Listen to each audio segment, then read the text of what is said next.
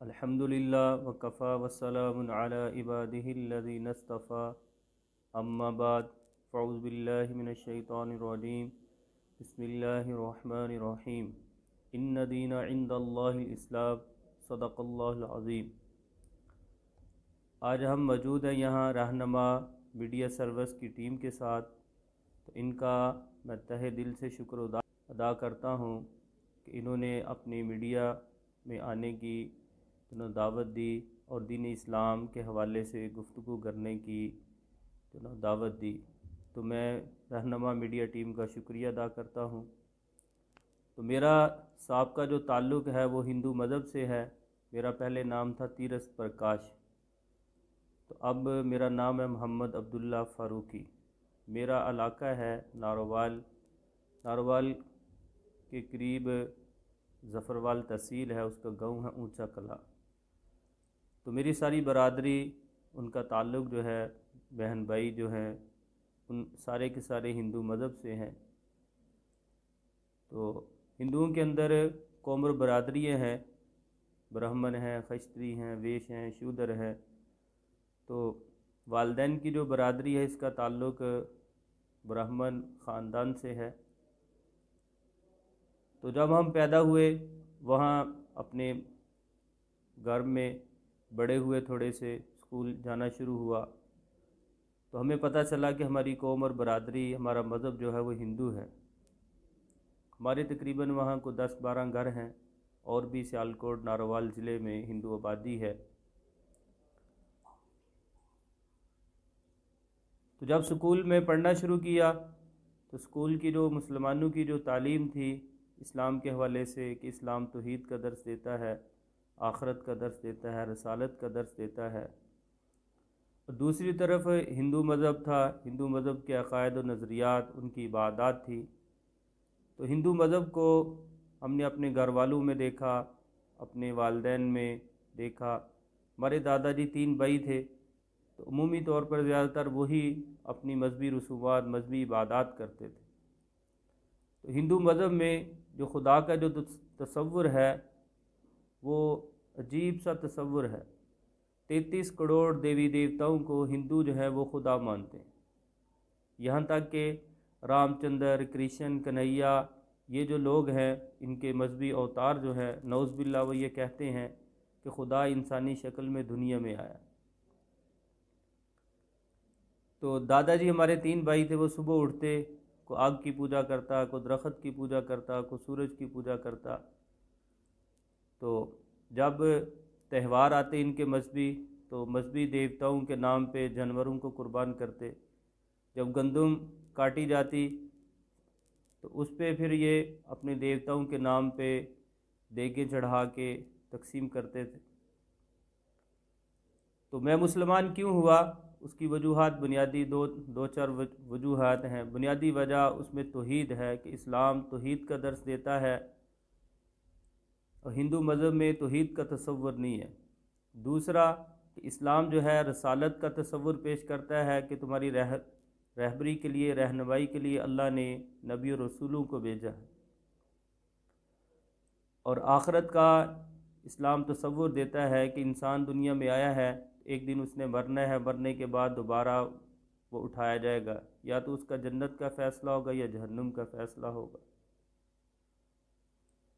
اور ایک وجہ کہ ہندو جو ہے وہ مردوں کو جلاتے ہیں، کہ جب کوئی فوت ہوتا ہے تو عمومی طور پر ہندو جو ہے اپنے مردوں کو جلاتے ہیں۔ میرے سامنے ہمارے دادا جی فوت ہوئے، پرائمری کلاس میں پڑھتا تھا، 5ویں کلاس میں، تو بڑا دکھ اور افسوس ہوئی کہ یہ بڑا جو بیٹا ہے، ہندو مذہب میں یہ رسم ہے کہ بڑا جو بیٹا ہے وہ والد کی چتا کو آگ لگاتا ہے، کہ ایک باپ جس نے ساری زندگی اولاد کو پالا ہے، بڑا کیا ہے، اب وہ آخری وقت میں والد کو یہ صلہ دے رہا ہے کہ اس کو اپنے ہاتھ سے آگ لگائے۔ تو یہ بنیادی چیزیں تھیں جس کی وجہ سے میں اسلام کی طرف متوجہ ہوا، اسلام کو پڑھا، اسلامی تعلیمات کو سیکھا، نماز سیکھی، قرآن سیکھا۔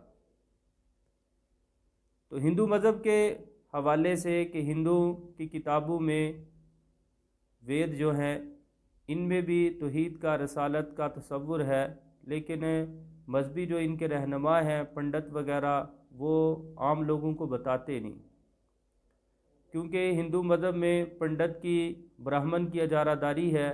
ویدوں میں یہاں تک لکھا ہے کہ وید پڑھنے کا حقدار صرف اور صرف براہمن ہے، وہ پڑھ سکتا ہے، اس کے علاوہ جو چھوٹی قومیں ہیں، ویش ہیں، شودر ہیں، ان کو پڑھنے کی اجازت نہیں ہے۔ تو ذات پات کا نظام بھی ہندو مذہب میں بہت عجیب نظام ہے۔ تو ان وجوہات کی بنا پر اللہ نے اسلام کی طرف متوجہ کیا، اسلام کو پڑھا، اس کو سیکھا، اس کو سمجھا، پھر اسلام کا اعلان کیا۔ عمومی طور پر ایک بات یہ کی جاتی ہے عالمی سطح پہ، جب سے اسلام کا سلسلہ شروع ہوا ہے اور اب بھی غیر مسلم لوگ جو ہیں یہ اعتراض کرتے ہیں کہ نعوذ باللہ مسلمانوں کو جبراً کہ غیر مسلموں کو جبراً اسلام قبول کروایا جاتا ہے۔ تو اسلام میں جبر کا کوئی تصور نہیں ہے۔ قرآن مجید میں اللہ تعالیٰ فرماتے ہیں لا اکراہ فی الدین، دین میں کوئی جبر نہیں ہے کہ تم کسی کو زبردستی تلوار کے زور پہ، گن پوائنٹ کے زور پر کلمہ پڑھاؤ، وہ کلمہ بھی اللہ کے ہاں قبول نہیں ہے۔ تو یہ ایک پروپوگنڈا ہے پوری دنیا میں، بلکہ اس کے خلاف ہوتا ہے کوئی آدمی مسلمان ہوتا ہے عیسائیت سے، ہندو مذہب سے، تو اس کے قوم اور قبیلے والے، اس کے رشتہ دار اس کے ساتھ بائیکاٹ کرتے ہیں، اس پہ ظلم اور زیادتیاں کرتے ہیں، اس کو مارتے ہیں، یہاں تک کہ بعض لوگوں کو قتل بھی کر دیا جاتا ہے۔ تو یہ آزمائشیں اور تکلیفیں پروپوگنڈا غیر مسلموں کی طرف سے ہوتا ہے، مسلمانوں کی طرف سے نہیں ہے۔ تو ہندو مذہب کا جو تعلق ہے کہ ایک قدیم مذہب ہے، تو اب ہندو مذہب کے جو لوگ ہیں اب ان کے لیے اسلام کی طرف سے ایک پیغام ہے، ایک دعوت ہے، ایک میسج ہے کہ ہم اپنے آباء و اجداد کے دین کو دیکھیں، سمجھیں، پرکھیں۔ ہندو مذہب بالفرض اگر کسی دور میں سچا بھی تھا، اور قرآن مجید میں اللہ تعالیٰ فرماتے ہیں لِكُلِّ قَوْمٍ ہاد، اللہ نے ہر قوم کی طرف نبی اور رسول بھیجے ہیں۔ تو ہندوستان میں کون سے رسول اور نبی آئے ہیں اس کے بارے میں قرآن میں احادیث میں کوئی تفصیل نہیں آتی۔ تو اگر بالفرض ہم مان بھی لیں بقول ہندو مذہب کے کہ ہمارا مذہب بھی الہامی ہے، تو ہم کہتے ہیں کہ یہ مذہب اگر آپ کا الہامی ہے، آپ اس کو سچا سمجھتے ہیں، تو یہ ایک زمانے تک تھا۔ اب صرف اور صرف دین اسلام چلے گا۔ اگر اس کی وجوہات اور اسباب کیا ہیں؟ بے شمار، کہ اسلام جو ہے یہ عالمی مذہب ہے، آفاقی مذہب ہے، قیامت تک کے لیے اس کی تعلیمات ہیں۔ ہندو مذہب کی جو تعلیمات ہیں، اگر ہم ہندو موجودہ جو کتب کے اندر ہندو مذہب ہے اس کو دیکھا جائے تو ہندو مذہب یہ انسانیت کی رہنمائی نہیں کرتا، کیونکہ ویدوں میں لکھا ہے کہ وید پڑھنے کے حقدار صرف اور صرف براہمن ہیں۔ اور ہندو مذہب میں یہ ہے کہ اگر کسی غیر مذہب سے ہندو نے مصافحہ کیا یا اس کے ہاتھ کی بنی ہوئی کوئی چیز پہنی، ہاتھ کی بنی ہوئی چیز پہنی یا کھائی، تو یہ ہندو جو ہے یہ ناپاک ہو جاتا ہے۔ اس لیے ہم یہ کہتے ہیں کہ ہندو مذہب اب دنیا کے اندر اس کا وجود نہیں ہے کہ عملی طور پر آدمی اس کے مطابق زندگی گزار سکے۔ اس لیے اسلام کی جو تعلیمات ہیں یہ قیامت تک کے لیے ہیں۔ اور دوسری بات ہے کہ اب ہندوؤں کے جو مذہبی رہنما ہیں، رام چندر جی، کرشن، کنہیا، یہ جو دیوی دیوتا جو بزرگ گزرے ہیں، ان کی زندگیاں کتابی شکل میں محفوظ نہیں ہیں کہ ایک ہندو بھائی یہ کہتا ہے کہ میں اب رام چندر جی جس طرح انہوں نے زندگی گزاری 24 گھنٹے کی، صبح سے لے کر شام تک 24 گھنٹے کی زندگی میں ان کے طریقے کے مطابق گزاروں، تو رامائن میں اس کی کوئی تفصیل نہیں ملتی۔ اور اس کے مقابل اگر کوئی مسلمان یہ کہتا ہے کہ میں نے اپنی 24 گھنٹے کی زندگی حضور صلی اللہ علیہ وسلم کے طریقے کے مطابق گزارنی ہے، جس طرح آپ نے گزاری کہ صبح جب آپ اٹھے، سونے کے بعد آپ نے کون سا عمل کیا وہ بھی کتابوں میں ملتا ہے، پھر آپ نے تہجد پڑھی وہ بھی ملتا ہے، تہجد کے بعد آپ نے کیا عمل کیا، آپ نے فجر کی نماز پڑھی، تو فجر کے بعد آپ نے کیا کیا، آپ مسجد میں بیٹھے رہے، اللہ کا ذکر، اللہ کی تسبیح کرتے رہے، سورج نکلا، پھر آپ نے اشراق پڑھا، تو یہ پوری تفصیل ہے 24 گھنٹے کی، حضور صلی اللہ علیہ وسلم کی زندگی محفوظ ہے۔ تو آپ صلی اللہ علیہ وسلم کے علاوہ، محمد صلی اللہ علیہ وسلم کے علاوہ کسی مذہب کے رہنما کی زندگی محفوظ نہیں ہے، خواہ وہ سیدنا عیسیٰ علیہ السلام ہوں، موسیٰ علیہ السلام ہوں، ہندوؤں کے مذہبی رہنما ہوں، سکھوں کے مذہبی رہنما گرو نانک ہوں، تو کسی کی بھی تعلیم محفوظ نہیں ہے۔ تو یہ صرف اور صرف اسلام کا ایجاد ہے، یہ اسلام کا ایک معجزہ ہے کہ اللہ نے صرف اور صرف محمد صلی اللہ علیہ وسلم کی زندگی کو محفوظ کیا ہے۔ تو قیامت تک کے لیے آپ کی زندگی ساری انسانیت کے لیے رہنمائی ہے، کیونکہ قرآن مجید میں اللہ تعالیٰ فرماتے ہیں وَمَا أَرْسَلْنَاكَ إِلَّا كَافَةً لِلنَّاسِ بَشِيرًا وَنَذِيرًا، کہ ہم نے اپنے نبی کو حضرت محمد صلی اللہ علیہ وسلم کو ساری انسانیت کے لیے نبی اور رسول بنا کر بھیجا۔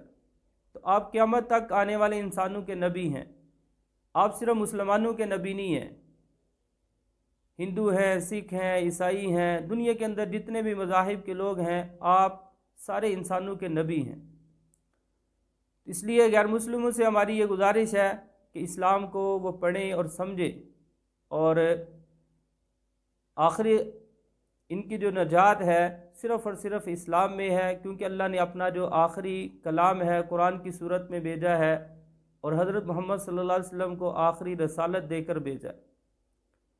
اس لیے اہل مذاہب سے میں یہ گزارش کرتا ہوں کہ دین اسلام کو پڑھیں، اور مسلمانوں کے لیے یہ پیغام ہے کہ مسلمان جو ہے یہ اسلام کے پیغام کو انسانیت تک پہنچائیں، کہ اللہ نے ہمیں جو اسلام دیا ہے، اسلام کی نعمت دی ہے، اس کو غیر مسلموں تک پہنچایا جائے، کیونکہ مسلمان کے ذمے ہے، کیونکہ کسی نبی اور رسول نے نہیں آنا۔